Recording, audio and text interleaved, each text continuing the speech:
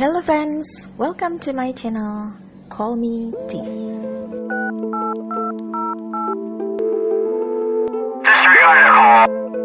Sebelumnya perkenalkan, nama saya adalah D dan channel ini akan membahas tentang kasus kriminal nyata dan juga cerita horor. Jangan lupa like, komen, subscribe, dan nyalakan lonceng notifikasinya ya.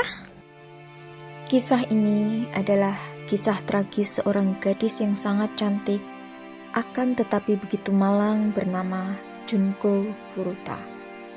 Kasus ini dikenal dengan sebutan Concrete and Case High School Girl Murder Case atau kasus pembunuhan siswi SMA di dalam semen. Di dalam video ini nanti kita akan mengganti istilah ini menjadi ini ya friends, tujuannya agar lebih YouTube friendly. Baiklah, kita lanjut ke ceritanya. Junko Furuta lahir pada tanggal 18 Januari 1971 di Misato, Saitama, Jepang. Ia merupakan siswi dari SMA Yasio Minami, merupakan anak kedua dari 3 bersaudara, memiliki seorang adik laki-laki dan seorang kakak laki-laki. Mulai Oktober tahun 1988, Junko bekerja paruh waktu di perusahaan plastik seusai sekolah. Junko menabung untuk biaya perjalanan seusai kelulusan yang ia rencanakan. Selain itu, Junko juga diterima bekerja di sebuah perusahaan elektronik retailer di mana Junko berencana akan melanjutkan bekerja di sana setelah lulus. Junko Furuta adalah gadis yang ceria, aktif, menarik, nilainya bagus, tidak pernah merokok, tidak minum minuman keras, apalagi terlibat obat-obatan terlarang. Gadis ini cukup menarik banyak perhatian teman-teman sekolahnya secara positif tentunya. Sungguh sosok yang luar biasa ya, muda dan penuh semangat.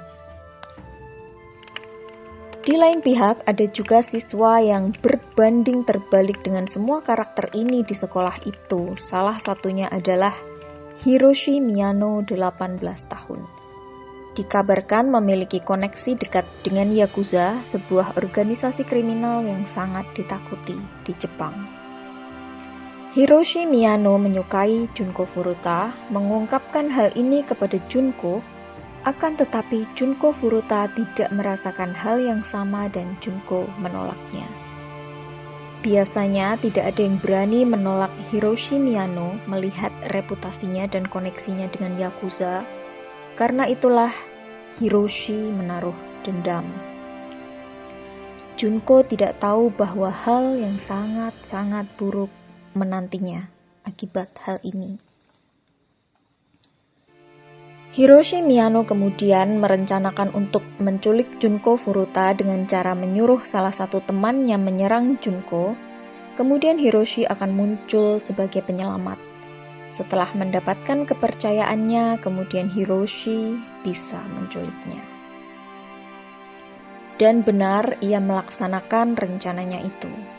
Suatu hari, tanggal 25 November 1988, pada saat Junko Furuta pulang dari kerja sambilan sekitar pukul 8.30 malam, seorang pemuda tak dikenal menendangnya yang sedang bersepeda hingga terjatuh. Kemudian pemuda itu kabur. Hiroshi Miyano kemudian tiba-tiba muncul dan menolongnya saat itu, menawarkan akan mengantar Junko pulang dengan aman sampai ke rumah. Sebenarnya Junko tidak sepenuhnya percaya pada Hiroshi, akan tetapi Junko berpikir mungkin akan lebih aman jika ada seseorang yang menemaninya berjalan sampai ke rumah, mengingat insiden yang baru saja terjadi. Akan tetapi Junko Furuta tidak pernah sampai ke rumah. Semua rencana Hiroshi Miyano berjalan lancar. Junko diarahkan untuk berjalan menuntun sepedanya sampai ke sebuah gudang kosong. Hiroshi yang tadinya ramah berubah drastis, mengancam dan membentak Junko. Disitulah Junko kemudian dimanfaatkan untuk pertama kalinya oleh Hiroshi Miyano. Junko mulai diancam dengan menggunakan koneksinya dengan Yakuza, bahwa Hiroshi tidak segan-segan menyakitinya jika Junko tidak menurut.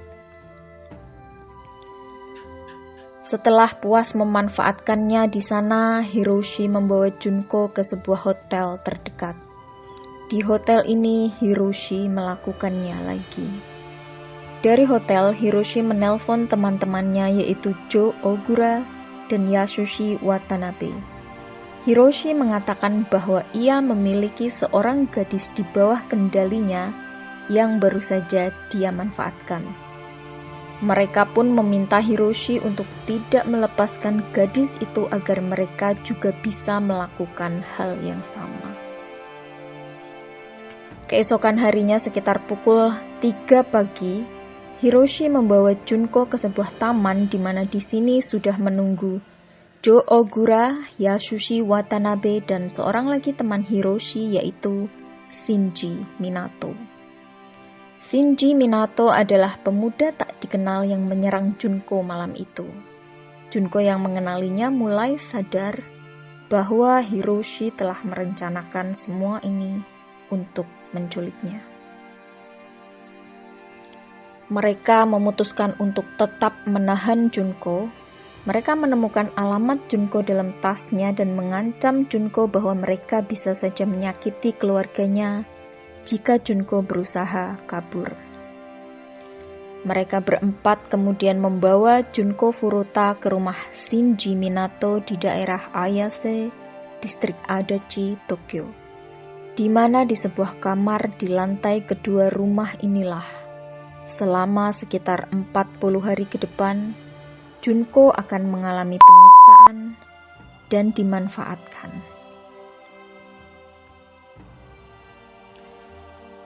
Keluarga Junko yang tidak mendapati Junko pulang ke rumah menghubungi polisi, melaporkan kehilangan putri mereka pada tanggal 27 November 1988. Melihat hal ini, para penculik Junko memaksa Junko menelpon kepada keluarganya beberapa kali. Memaksanya mengatakan bahwa dirinya baik-baik saja saat ini. Junko sedang ingin menjalani hidupnya sendiri bersama temannya. Dia aman dan bahagia dengan pilihannya ini. Atas paksaan mereka jugalah Junko meminta orang tuanya mencabut laporan agar pencarian polisi terhadapnya dihentikan. Tinggal di rumah itu, Junko diminta berpura-pura menjadi kekasih dari salah satu penculiknya untuk mengelabuhi orang tua Shinji. Tapi tidak butuh waktu lama bagi keluarga Shinji untuk mengetahui kebohongan itu. Akan tetapi, percuma juga. Keluarga itu tidak mengambil tindakan apapun karena mereka juga takut kepada Hiroshi, Shinji, dan koneksi mereka dengan Yakuza. Mulailah penyiksaan yang tidak berperi kemanusiaan terhadap Junko Furuta terjadi. Dalam penyekapan lebih dari 1 bulan ini, berbagai siksaan yang Junko dapatkan meliputi dimanfaatkan berkali-kali setiap hari. Mereka akan mengundang teman-teman mereka untuk melakukannya. Dipermalukan, tidak diizinkan mengenakan sehelai benang pun hampir setiap waktu. Dipaksa menyentuh diri sendiri di hadapan para penculiknya itu demi kepuasan mereka. Dipukuli setiap hari dengan menggunakan stik golf, bambu, batang besi, dan lain-lain. Diikat tangannya dan digantung di plafon untuk dijadikan sasaran pukul. Dijatuhi barbel dalam kondisi berbaring di bagian kaki, perut, tangan, dan jari-jari hingga jari-jarinya hancur. Diinjak kepalanya di permukaan lantai yang keras. Ditetesi cairan lelehan lilin panas pada kelopak matanya. Dimasukkan ke dalam organ kewanitaannya benda-benda seperti botol baik utuh maupun tidak utuh, batang besi, gunting, kembang api, bahkan bohlam yang masih panas, menyebabkan perdarahan hebat. Dibiarkan kelaparan, diberi hanya sedikit makanan dan minuman. Bahkan Junko dipaksa memakan kecoa hidup dan dipaksa meminum urinnya sendiri. Ditindik puting kirinya, kemudian tindik itu ditarik dengan menggunakan tang.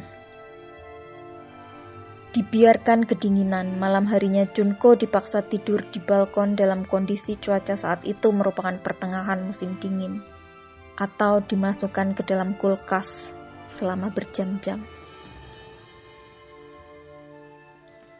Seorang gadis juga pernah diajak oleh keempat remaja ini beserta teman-temannya untuk menyaksikan penyiksaan terhadap Junko. Akan tetapi jangankan merasa simpati, gadis ini malah ikut terlibat di dalamnya dengan mencoret-coret wajah Junko. Ketika memasuki hari ke-7 penyekapan, Junko sudah tidak diperkenankan memakai sehelai pakaian pun. Dalam keadaan tanpa sehelai benang pun Junko dimasukkan ke dalam kulkas selama berjam-jam. Memasuki hari ke-10, tubuh Junko sudah mulai menunjukkan gagal fungsi secara normal. Akibat pemukulan yang bertubi-tubi, hidungnya sudah mulai tertutup gumpalan darah, sehingga Junko harus bernafas menggunakan mulutnya. Dijatuhkan barbel ke perut Junko dalam keadaan berbaring sehingga merusak fungsi pencernaannya. Sistem pencernaannya menolak makanan dan air. Setiap kali akan makan dan minum, Junko akan muntah. Hal ini kemudian membuat Junko mengalami dehidrasi berat. Setiap kali Junko muntah, para penculiknya akan marah, kemudian Junko akan dihukum. Memasuki hari ke-20, Junko sudah benar-benar tidak bisa berjalan. Mereka menyiramkan cairan mudah terbakar pada kaki Junko, kemudian api pun dinyalakan, dibakar kaki Junko. Selain itu, target hantaman barbel atau pemukulan juga terjadi di kaki sehingga menyebabkan kerusakan berat pada otot. Junko juga mulai tidak dapat menggenggam apapun dengan tangannya, di mana tangannya juga dihantam dengan barbel. Tangan kaki Junko terluka parah. Junko hanya bisa merangkak, hingga untuk ke kamar mandi di lantai bawah membutuhkan waktu lebih dari 1 jam. Bahkan berdasarkan otopsi kemudian dilaporkan bahwa ukuran otak Junko mengalami penyusutan akibat dehidrasi berat dan semua siksaan yang ia terima.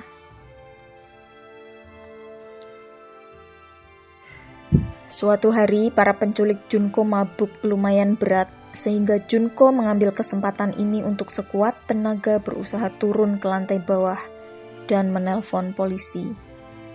Junko berhasil menghubungi polisi, akan tetapi baru saja akan mulai bicara, Hiroshi tiba-tiba sudah ada di belakangnya, mengambil telepon tersebut dan berbicara kepada polisi. Hiroshi mengatakan telah salah pencet dan menutup telepon tersebut. Junko diseret kembali ke kamar tempat dia disekap. Junko sangat ketakutan, dia tahu dia akan dihukum sangat berat karena hal ini. Dan dia benar. Di sekujur tubuh Junko disiram cairan korek api, sebagian besar di bagian kaki. Kemudian mereka menyalakan api. Mereka membakar kaki Junko.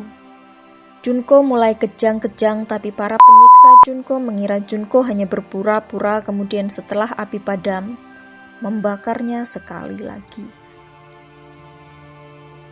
Pada titik ini, Junko mulai memohon agar mereka mengakhiri saja penderitaannya.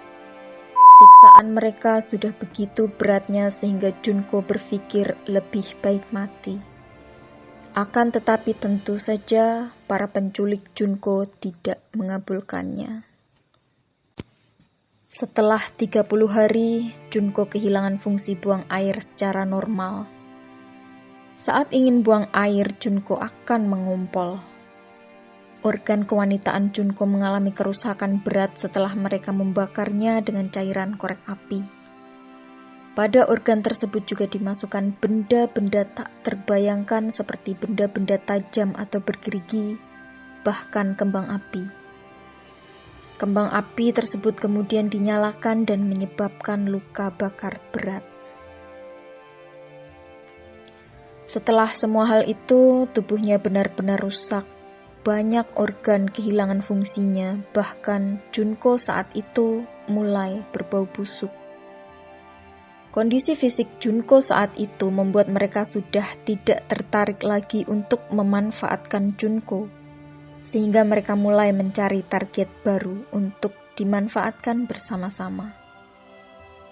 Korban mereka selanjutnya adalah seorang gadis berusia 19 tahun yang sama seperti Junko, sedang pulang dari kerja sambilan. Namun tidak seperti Junko, gadis ini dibebaskan setelahnya. Akhirnya, pada tanggal 4 Januari 1989, para remaja laki-laki itu kalah judi mahjong. Mereka sangat kesal dan melampiaskan kekesalan mereka kepada Junko. Junko dipukuli hingga luka-luka dalam tubuhnya kembali berdarah. Selain itu juga keluar nanah pada luka-luka bakarnya. Tapi mereka bukannya berhenti, mereka malah membungkus tangan mereka dengan plastik agar tidak kotor oleh darah dan nanah Junko dan melanjutkan memukuli Junko.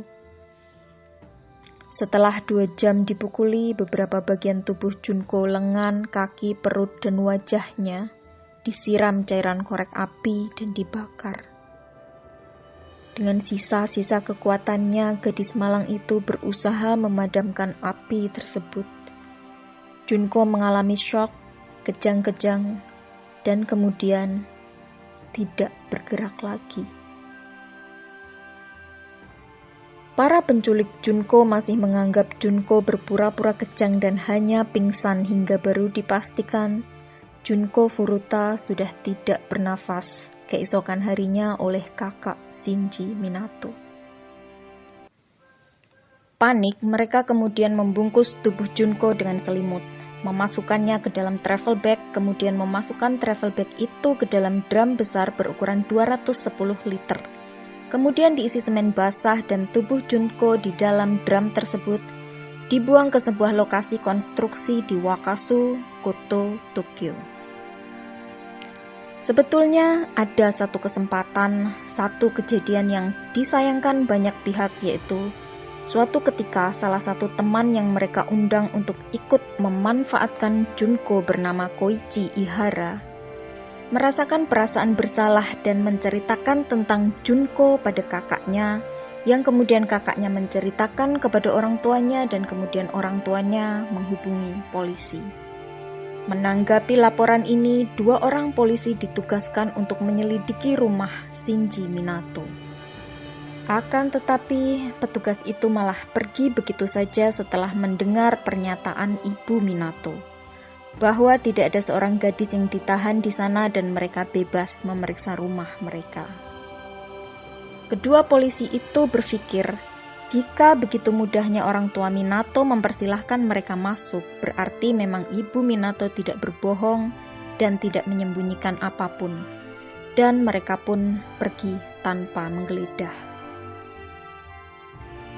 Setelah Junko tewas, sebetulnya kasus ini pun bisa lolos begitu saja tanpa diketahui, akan tetapi Tuhan berkehendak lain. Kira-kira 2 minggu setelahnya, yaitu pada tanggal 23 Januari 1989,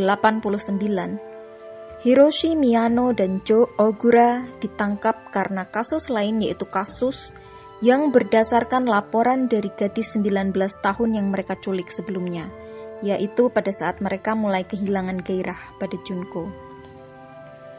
Pada saat itu juga terjadi kasus pembunuhan yang melibatkan seorang wanita hamil dan anak laki-lakinya yang berusia 7 tahun.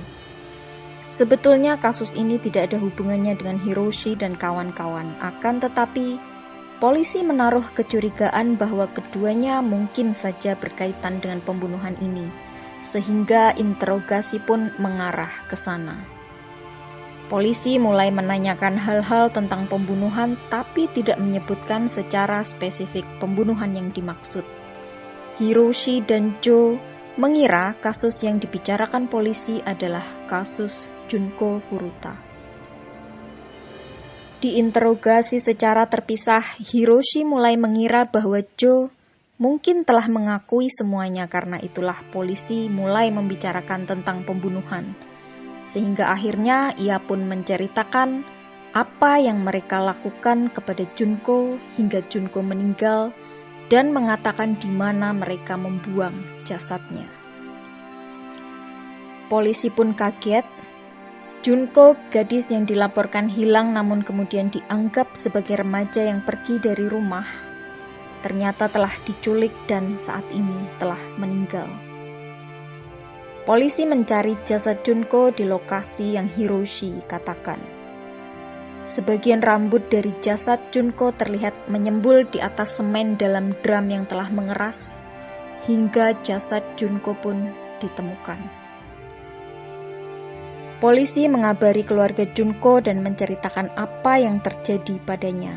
Ibu Junko pingsan mengetahui apa yang telah menimpa putrinya. Selanjutnya, Ibu Junko harus menjalani konsultasi jangka panjang dengan psikiater untuk mengatasi traumanya. Otopsi dilakukan, berbagai detail luka dan penyebabnya dicatat. Bahkan di dalam tubuh Junko ditemukan botol kecil yang masih tertinggal di dalam tubuhnya, dan Junko saat itu dalam keadaan hamil dengan kondisi uterusnya yang sudah rusak parah. Tubuh dan wajah Junko sudah sangat rusak sehingga identifikasi jasad dilakukan dengan menggunakan sidik jari. Keempat pelaku utama beserta kakak Minato ditangkap, dan mengingat bahwa mereka masih di bawah umur, identitas mereka disembunyikan. Namun seorang jurnalis dari majalah lokal Shukan Bunshun Magazine berhasil mendapatkan identitas mereka dan mempublikasikannya. Sang jurnalis mengatakan, keempat remaja ini sangatlah kejam, begitu kejam hingga tidak berhak mendapatkan anonimitas. Keempatnya diadili, namun tidak sedikit pun mereka pernah menunjukkan rasa bersalah. Mereka bahkan membanggakan diri akan apa yang telah mereka perbuat. Lebih menyesakan lagi, mereka mendapatkan hukuman yang sangat ringan jika dibandingkan dengan apa yang telah mereka lakukan. Kasus ini tidak dinyatakan sebagai pembunuhan, akan tetapi dianggap oleh pengadilan dan mereka akui sebagai tindakan melukai yang menyebabkan kematian. Berdasarkan penyelidikan, dipercaya lebih dari 100 orang mengetahui penculikan terhadap Junko dan terlibat ikut serta memanfaatkan Junko. Dan selama diculik dipercaya sekitar 400 kali Junko dimanfaatkan. Bahkan dalam satu hari Junko pernah dimanfaatkan oleh 12 orang yang berbeda. Pada bulan Juli tahun 1990, putusan dijatuhkan. Hiroshi Miyano, 18 tahun, dijatuhi hukuman 17 tahun penjara. Ia mengajukan banding, kemudian oleh Hakim Ryuji Yanase, hukumannya justru ditambah 3 tahun menjadi 20 tahun penjara. Ia juga diwajibkan untuk membayar kompensasi sejumlah uang kepada keluarga Junko senilai 50 juta yen. Keluarga Hiroshi menjual rumah mereka untuk membayar kompensasi ini pada keluarga Junko. Hiroshi mengajukan pembebasan bersyarat di tahun 2004, akan tetapi ditolak. Namun ia bebas di tahun 2009 dan merubah namanya menjadi Hiroshi Yokoyama. Pada tahun 2013, Hiroshi ditahan kembali karena kasus penipuan, akan tetapi karena kurangnya bukti ia kemudian dibebaskan, dan sampai saat ini Hiroshi hidup bebas di luar sana. Shinji Minato, 16 tahun. dijatuhi hukuman 4-6 tahun penjara namun mengajukan banding dan hasilnya hukumannya dinaikkan menjadi 5-7 tahun penjara. Bebas di tahun 1997 di usianya yang ke-22 tahun dan merubah namanya menjadi Nobuharu Minato. Pada tahun 2006, Nobuharu Minato menikah dengan wanita Romania dan memiliki seorang putri, namun tak lama mereka bercerai dan hak asuh jatuh pada mantan istrinya. Minato ditahan kembali di tahun 2018 karena percobaan pembunuhan pada seorang bisnismen berusia 32 tahun karena alasan sepele. Yasushi Watanabe 17 tahun, divonis 3-4 tahun penjara. Mengajukan banding kemudian ditambah vonisnya menjadi 5-7 tahun penjara. Bebas di tahun 1998 di usianya yang ke-24. Jo Ogura, 18 tahun, divonis 8 tahun penjara, satu-satunya yang tidak mengajukan banding. Jo bebas pada bulan Agustus tahun 1999 di usianya yang ke-25 dan merubah namanya menjadi Jo Kamisaku. Ayah Jo berusaha membayar uang kompensasi kepada keluarga Junko, akan tetapi Jo mengambil uang ini dan menggunakannya untuk membeli barang-barang mewah untuknya sendiri. Sedangkan Ibu Jo datang ke makam Junko, merusaknya, dan mengatakan bahwa Junko Furuta, seorang korban yang bahkan telah meninggal, telah merusak hidup putranya.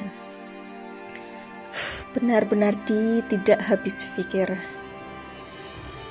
Jo kembali dipenjara pada bulan Juli tahun 2004 selama 7 tahun karena penyerangan pada seseorang bernama Takatoshi Isono yang dianggap menggoda pacarnya. Jo memukuli Takatoshi, memasukkannya ke dalam bagasi mobil, membawanya ke bar milik ibunya, dan melanjutkan memukulinya di sana selama 4 jam. Pada tahun 2011, Jo bebas hingga saat ini. Polisi menemukan DNA dari sperma dan rambut dari beberapa pelaku lain, di antaranya Koichi Ihara dan Tatsuo Nakamura. Mereka pun akhirnya turut ditangkap. Pada tanggal 2 April tahun 1999, diselenggarakan prosesi pemakaman untuk Junko dan salah seorang teman Junko menyampaikan pesan terakhirnya untuk Junko yang kurang lebih berbunyi, "Junchan, selamat datang kembali. Tak pernah terbayangkan bahwa kita akan bertemu lagi dalam keadaan seperti ini. Kamu pasti telah sangat kesakitan, sangat menderita. Happy yang kita buat saat festival sekolah sangat cocok untukmu. Kami tak akan pernah melupakanmu. Ku dengar sekolah telah mengeluarkan sertifikat kelulusan untukmu. Akhirnya kita bisa lulus bersama. Junchan, sekarang tidak ada lagi rasa sakit, tidak ada lagi penderitaan. Beristirahatlah dengan tenang." Sedikit informasi, Happy adalah sebuah kostum tradisional Jepang yang hanya dipakai saat festival tertentu. Sekolah Junko mengeluarkan sertifikat kelulusan untuk Junko dan perusahaan elektronik retailer di mana Junko akan bekerja setelah lulus memberikan seragam kerja Junko di mana ada bordir nama Junko di bagian dada kepada keluarga Junko. Kasus Junko Furuta ini telah dibahas berkali-kali oleh berbagai pihak. Mengapa kita terus membahasnya? Berharap dengan semakin banyak yang tahu, semakin banyak doa akan ditujukan kepada Junko Furuta. Semoga segala kebaikan yang kita semua ingat setelah kepergiannya. Pemberani, begitu menyayangi keluarganya, berdedikasi dan sangat luar biasa. Untuk kita, agar sejarah tidak terulang, agar kita semua lebih waspada. Ingat, skenario terburuk bisa terjadi kapan saja, di mana saja, oleh siapa saja dengan berbagai cara. Jadi, selalu berhati-hati ya guys. Kisah ini juga tersaji dalam berbagai versi. Feel free untuk menambahkan atau mengoreksi ya friends. Silahkan komen di bawah. So, dengan berakhirnya kisah ini, dimohon pamit. Sampai jumpa pada kisah selanjutnya.